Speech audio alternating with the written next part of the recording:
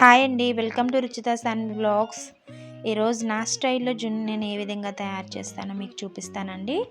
స్వచ్ఛమైన జున్ను పాలతో జున్నును ఏ విధంగా తయారు చేసుకోవాలి ఏంటి అనేది మీకు క్లియర్గా చెప్తానండి. ఓకేనా ఫ్రెండ్స్? చాలా బాగా వస్తుందండి, చాలా బాగుంటుంది, మనకి చక్కగా గట్టిగా గడ్డగా వస్తుందండి. తప్పకుండా మీరు వీడియో చూసిన తర్వాత జున్ను పాలు దొరికితే తప్పకుండా ట్రై చేయండి ఫ్రెండ్స్. నా ఛానల్ని ఇంకా సబ్స్క్రైబ్ చేసుకున్నట్లయితే సబ్స్క్రైబ్ చేసుకోండి. రండి, ముందుగా మనం మిక్సీ జార్ తీసుకొని దానిలో ఒక 10-12 యాలకులు తీసుకోవాలండి.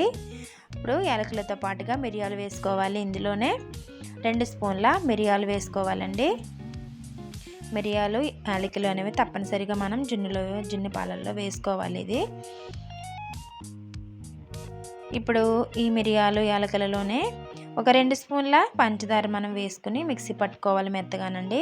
పంచదార దేనికి అంటే మిరియాలు యాలకులు మనకి మిక్సీ తక్కువగా ఉన్నప్పుడు పెద్దగా మెత్తగా పొడిగా అవ్వవు కదండి, అందుకని షుగర్ వేసుకుంటే మనకి చక్కగా మెత్తగా అవుతుందండి. అందుకని నేను షుగర్ వేసుకుని మిక్సీ పట్టేసుకుంటాను.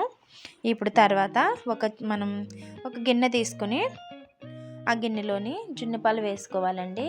నేను ఇక్కడ జున్ను పాలని ఒక 2 గ్లాసులు తీసుకుంటున్నానండి. 2 గ్లాసుల జున్ను పాలకి 4 గ్లాసుల మనం మామూలుగా ఇంట్లో వాడుకునే పాలు వేసుకోవాలండి.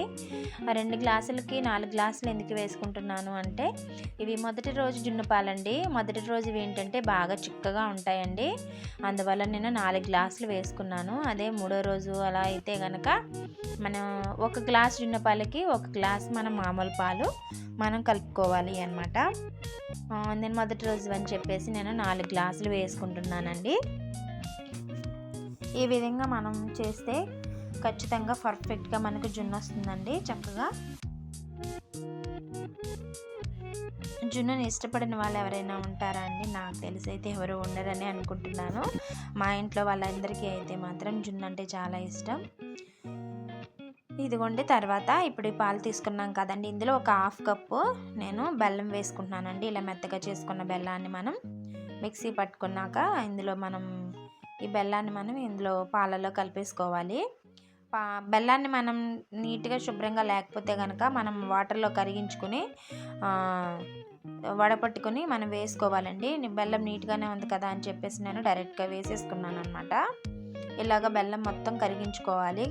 దీనిలోనే మనం ఒక 2 స్పూన్ల పంచదార కూడా వేసుకుంటున్నాను, అందుకే కొంచెం తక్కువగా వేసుకున్నానండి బెల్లం.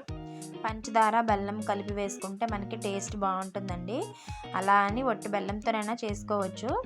ఇదిగోండి, మిరియాలు యాలకులు పొడి చేసుకున్నాం కదండి, ఆ పొడిని ఇప్పుడు ఒక 2 స్పూన్ల పొడిని వేసుకుంటున్నాను నేను. ఈ పొడి వేసుకున్న తర్వాత శుభ్రంగా తిప్పేసుకుని బాగా కలుపుకోవాలండి. అంతేనండి, మనం జున్నులో వేసే ఇంగ్రీడియంట్స్ ఏమీ లేవు, తక్కువగా చక్కగా చాలా ఈజీగా చాలా టేస్టీగా మనం జున్నుని అనేది మనం ప్రిపేర్ చేసేసుకోవచ్చు అనమాట. చూసారు, ఈ విధంగా కలిపేసుకోవాలి.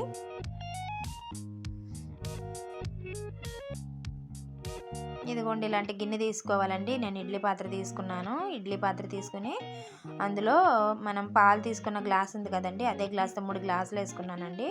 వాటర్ మరీ ఎక్కువేం పట్టదు, కొద్దిగా మనం వాటర్ వేసుకుంటే సరిపోతుంది అనమాట. ఇడ్లీ పాత్రనే కాదు, మన ఇంట్లో ఏదైనా పెద్ద గిన్నె ఏదైనా గిన్నె ఉంటే ఆ గిన్నె తీసుకుని ఆ గిన్నెలో మనం ఇలా ఈ విధంగా పాలు పోసుకున్న గిన్నెని వాటర్ పోసేసుకుని పాలు వేసుకున్న గిన్నెని కూడా లోపల పెట్టేసుకోవడమేనండి, ఏదైనా స్టాండ్ వేసుకుని. అంతేనండి, మూత పెట్టేసుకోవడమే. మనం మూత పెట్టేసుకుని ఒక 20 నిమిషాల పాటు సిమ్లో మనం ఉడికించుకోవాలండి.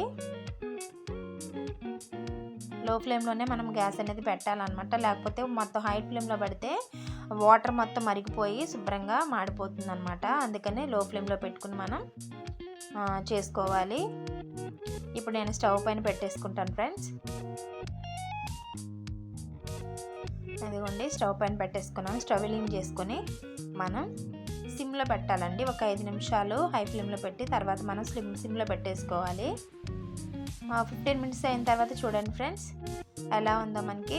ఇదిగోండి, దగ్గరగా 20 మినిట్స్ అయిపోతుందిలేండి, మనకి కుక్ అయిపోయినట్టే. ఇప్పుడు నేను స్పూన్ పెట్టి చూస్తానండి, స్పూన్ కానీ చాకు కానీ మనకి ఏది అవైలబుల్గా ఉంటే దాన్ని పెట్టి మనం ఇలా పెట్టి చూస్తే మనకి దానికి ఏమి నీట్గా అంటుకోకుండా నీట్గా వచ్చేస్తే కనుక మనకి రెడీ అయిపోయినట్టే. చూసారా అంటుకోలేదు కాబట్టి స్టవ్ ఆఫ్ చేసేసుకుంటున్నాను. ఇంకా చల్లారిన తర్వాత తీసేసి ఒక గంట సేపు మనం ఫ్రిడ్జ్లో పెట్టుకోవాలండి. ఫ్రిడ్జ్లో ఎందుకు పెట్టుకోవడం అని అంటే చక్కగా మనకి ఇలాగా చూసారా తీసేసి ఫ్రిడ్జ్లో పెట్టుకుని ఇదిగోండి ఒక ప్లేట్లోకి తీసుకున్నాక మీకు చూపిస్తున్నాను నేను. ఇలా పెట్టుకోవడం ద్వారా ఏంటంటే ఇలా నీట్గా వస్తుందండి. ఫ్రిడ్జ్లో పెట్టుకోవడం వల్ల మనకి గడ్డ కింద అయ్యి చక్కగా జున్ను అనేది మనకి విడిపోకుండా చక్కగా నీట్గా వచ్చింది. చూసారా ఇదిగోండి ఫ్రెండ్స్ ఎంత బాగా వచ్చిందో. కట్ అవుతుంటే చక్క ముక్కలా కట్ అవుతుంది కదా, చాలా బాగుంటుంది ఫ్రెండ్స్. జున్నుని నేను ఇలాగ జున్నులో ఉన్న వాటర్ వస్తుంది కదండి, ఆ వాటర్తో తింటే వాటర్ లేకుండా ఉంటే బాగుండదు నాకు తెలిసి. ఆ జ్యూసీగా ఉంటేనే నాకు బాగా నచ్చుతుందండి. చాలా టేస్టీగా ఉంటుందన్నమాట. మనకి వాటర్ తగులుతూ దానితో పాటు జున్ను ముక్క తింటూ ఉంటే సూపర్ ఉంటుందండి. చూసారా ఎంత బాగా వచ్చిందో. తప్పకుండా మీరు కూడా ట్రై చేయండి ఫ్రెండ్స్. నా వీడియో కనుక నచ్చితే మీరు మాత్రం లైక్ చేయడం మాత్రం దయచేసి మర్చిపోవద్దు ఫ్రెండ్స్. ప్లీజ్ ఫ్రెండ్స్ నా ఛానల్ని సబ్స్క్రైబ్ చేసుకోండి. Thank you for watching. Bye bye.